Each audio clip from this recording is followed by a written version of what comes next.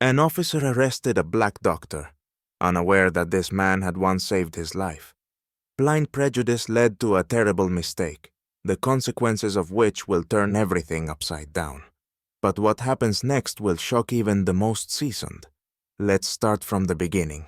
Dr. Jason Wilson, a well-known and respected surgeon, had just finished a long day at the hospital.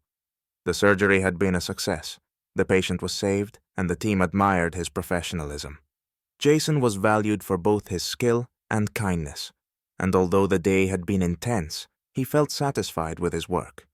On his way home, he was tired but pleased, anticipating the comfort of his luxurious house. As he drove his expensive car, his fingers drumming the steering wheel, he replayed the details of the operation in his mind. This peaceful moment was suddenly interrupted as he approached his home in a prestigious neighborhood and saw a police car with flashing lights blocking the driveway.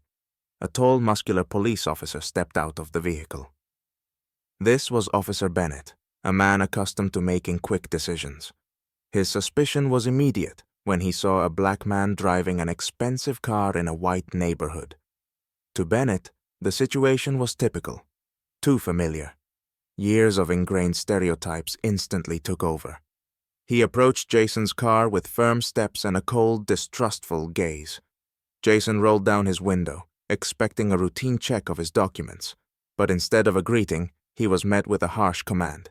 "Step out of the vehicle, now!" "Officer, this is my home. You must be mistaken," Jason began calmly, not expecting such an aggressive tone. He opened the glove compartment to retrieve his vehicle registration and doctor's ID, but the officer interrupted him, not even glancing at the documents. "I'm not asking whose house it is. Step out of the car and show me your hands." Jason felt the tension rising. He had faced prejudice before, but this felt different. He knew arguing with the police would be pointless, so he slowly opened the door and stepped out, raising his hands to show he had nothing suspicious. His face showed surprise, but he remained calm. "What's going on?" Jason asked calmly, trying to understand the reason for the aggression. "I'm the one asking the questions here," Bennett barked, moving closer. "Your documents." Jason handed over his license and registration, but Bennett, barely glancing at them, quickly slapped handcuffs on him. For Bennett, the situation was clear. A luxury car, a black driver, something was wrong. He decided to act quickly, without bothering to verify the facts. At that moment, a second patrol car arrived.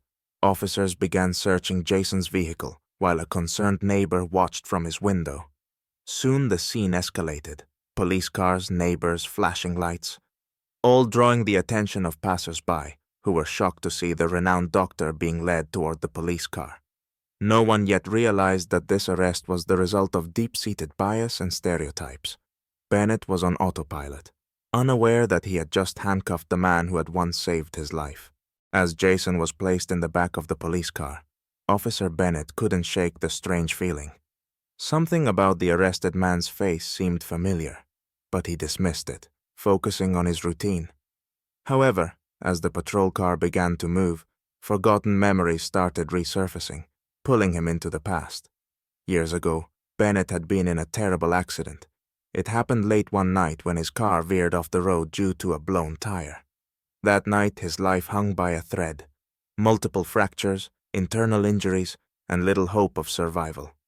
But thanks to the swift actions of the doctors, he lived. One of them, as he remembered, had been incredibly focused and competent, leaving a lasting impression, despite the haze of pain and medication. In the hospital bed after his surgery, Bennett had learned the name of the surgeon who saved him, Dr. Wilson. The name had stuck in his mind, but only vaguely, as he had little time to dwell on who saved his life. Life moved on, and the memories of the operation and his rescue faded into the background. Now, sitting in the police car with Jason in the back seat, Bennett felt a strange déjà vu. He studied Jason's profile in the rearview mirror as they drove through the city. Deep in his subconscious, something was telling him, this man is not just a random arrestee. His face, his posture, it all reminded him of that doctor from the hospital. But instead of following his instinct, Bennett silenced these thoughts, immersing himself in his routine duties. Meanwhile, Jason sat in the back of the police car, lost in his own thoughts. He recalled how, as a doctor, he had encountered similar situations, but never imagined that he would be the one in such circumstances. To him, it was absurd that even his status and achievements couldn't protect him from injustice based solely on the color of his skin. He thought about his long journey in medicine, years of studying, sleepless nights in the hospital, saving lives, overcoming his own doubts and fears. He had always believed that human life was the highest value, and tried not to view his patients through the lens of their status or appearance. But now he realized that his own life had been judged purely by superficial characteristics, his appearance and the neighborhood he lived in. The car stopped at the police station. Jason was led out, still in handcuffs. Bennett felt growing unease. Could this really be the same doctor?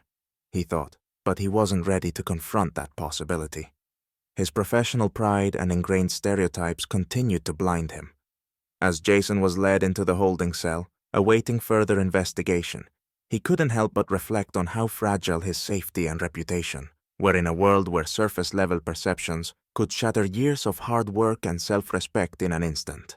While Jason sat in the holding cell, his lawyer, Mark Stevens, was speeding to the station after being alerted by concerned colleagues. Mark was not only Jason's friend, but also an experienced attorney who knew how to quickly resolve such situations. He understood that the detention of a doctor of Jason's stature would cause a stir, especially given that Jason was entirely innocent. Mark couldn't believe that this was happening to someone who had saved so many lives, including that of a high-ranking police officer several years earlier.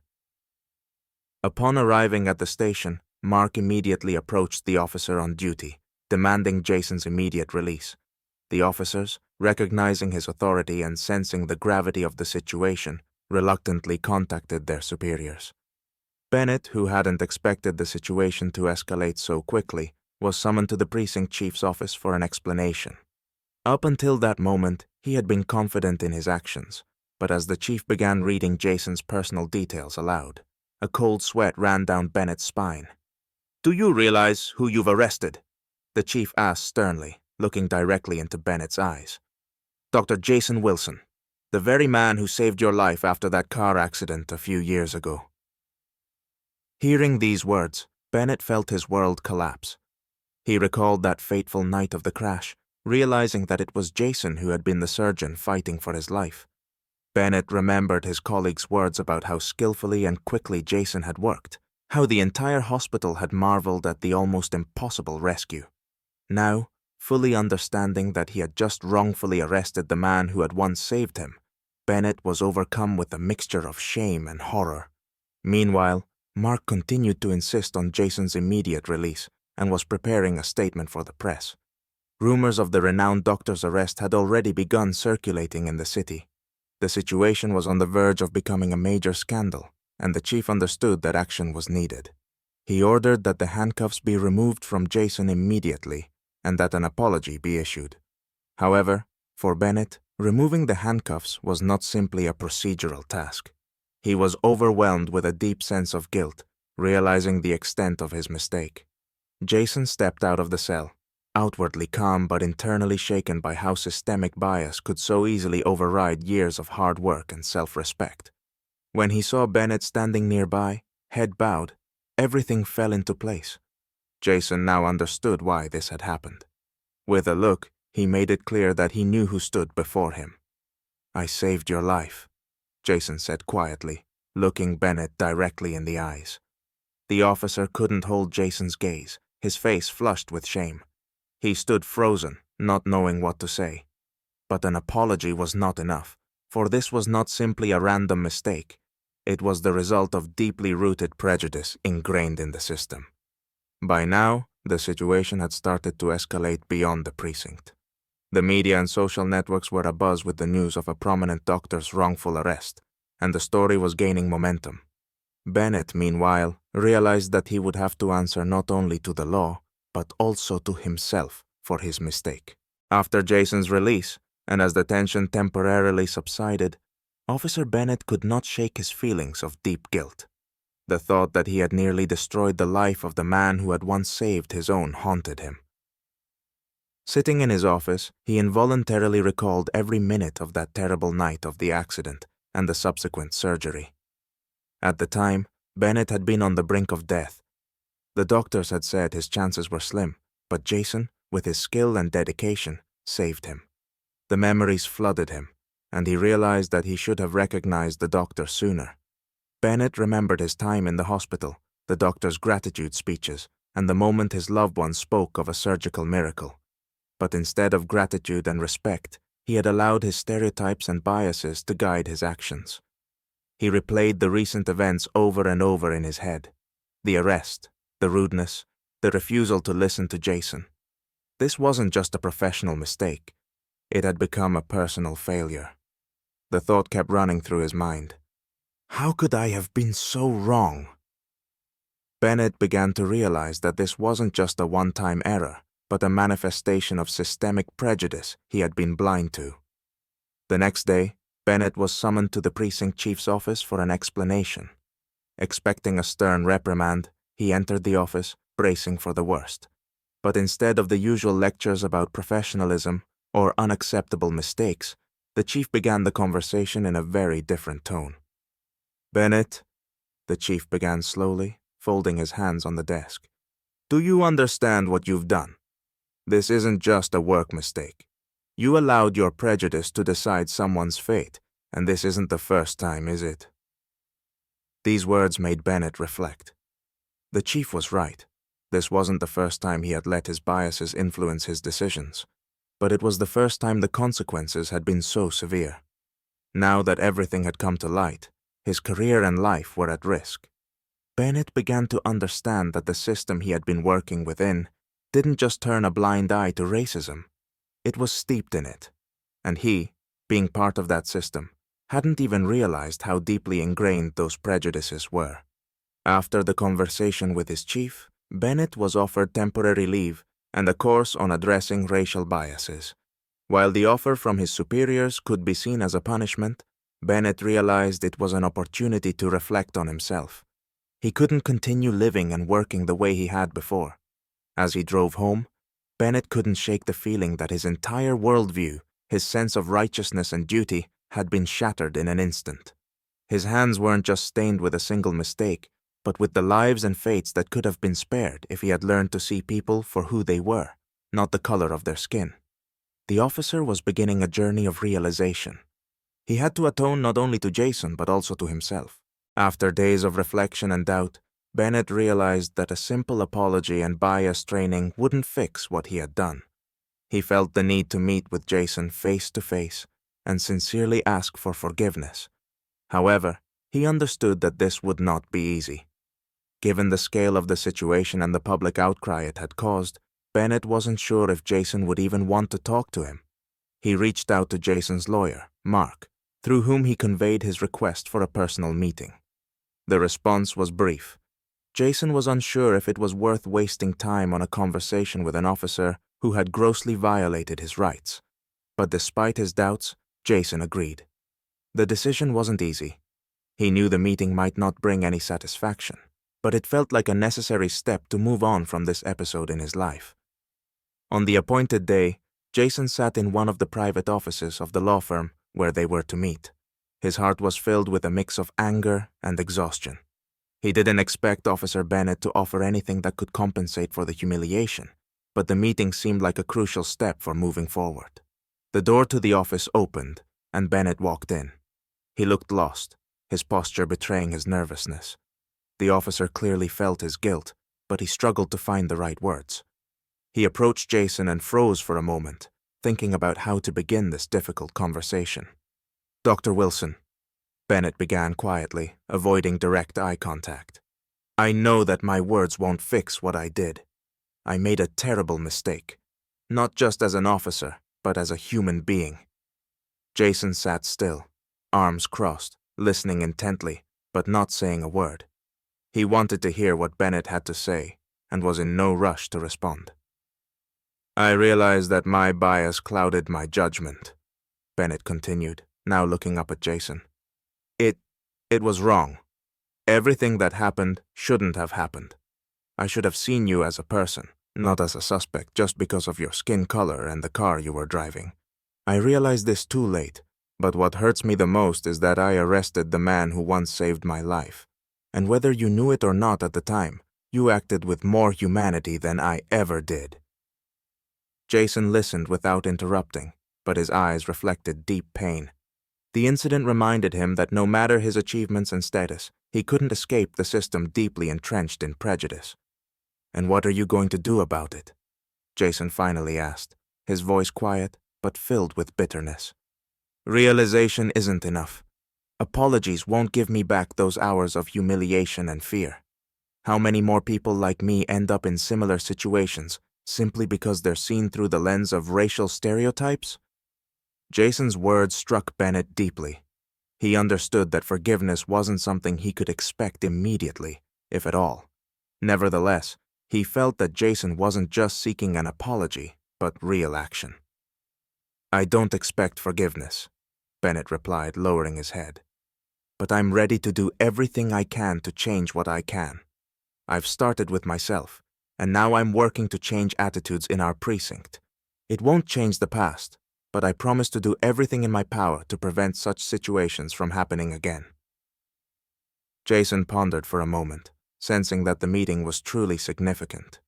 He wasn't ready to forgive, but he could see that Bennett genuinely wanted to change. Yet he still had doubts.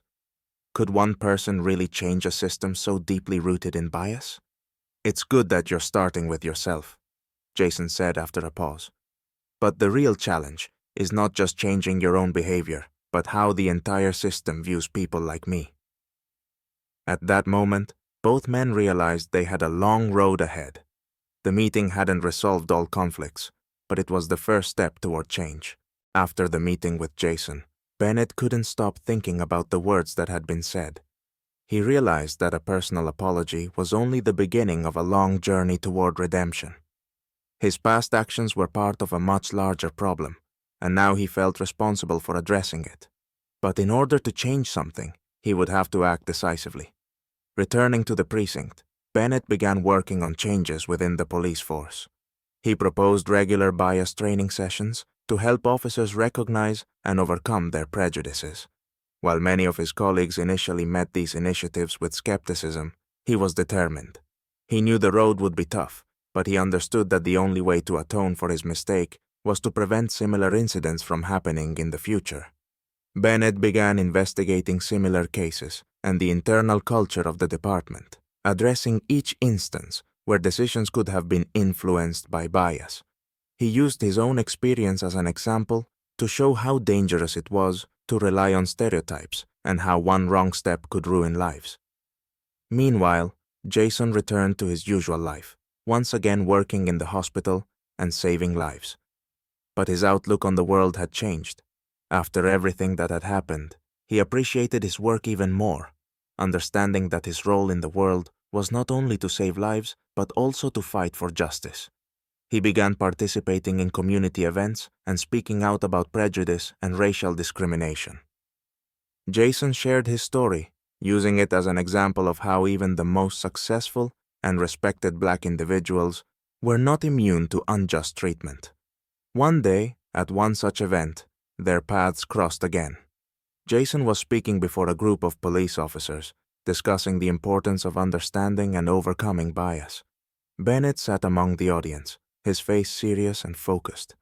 At one point, their eyes met, and for a moment, time stood still. After the speech, Bennett approached Jason. His eyes still reflected remorse, but now there was also determination. "Thank you for your words," Bennett began. "They're inspiring change. I'm doing everything I can to ensure that what happened to you never happens again in our precinct." Jason looked at him, realizing that the man standing before him had truly changed. He no longer saw the officer who had once made a grave mistake, but a man who had decided to overcome his bias and change the system from within. "It's a long journey," Jason replied, "but if each of us does our part, the system will begin to change." They shook hands, and in that moment, both men felt that their stories had become part of something bigger: the fight for justice and equality. The following months were a time of change for both of them, Jason continued his involvement in public affairs, becoming a voice for the movement for equality and justice. Bennett, in turn, became a leader of reform within the police, organizing training and advocating for the elimination of bias in law enforcement. He had started his career as an officer who trusted stereotypes, but now he was a man who had realized the power of justice and personal responsibility. This encounter had transformed them both. Jason and Bennett became symbols of how, even in the most challenging circumstances, redemption and personal transformation are possible.